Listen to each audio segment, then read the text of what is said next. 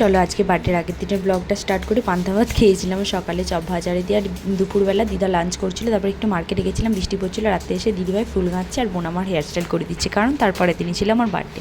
সকালবেলায় আমাকে সবাই হ্যাপি বার্থডে উইশ করলো, আর বোনপো আমাকে আদর করছিল ভীষণ, আর আমার হ্যাপি বার্থডেতে আমি নিজেই বেলুন ফোলাচ্ছি, আর এই পুরো আমার এটা বার্থডে লুক ছিল, আর এটা পুরোই আমাকে জিজু গিফট করেছে।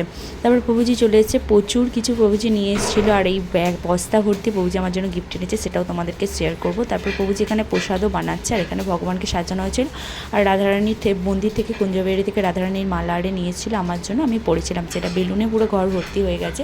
প্রভুজি এখানে এত কিছু প্রসাদ নিয়ে এসছে, তাও প্রভুজির হয়নি। আবার প্রভুজি এখানে ভেজ রোল বানাচ্ছিল আর গোবি মাঞ্চুরিয়ান বানাচ্ছিল।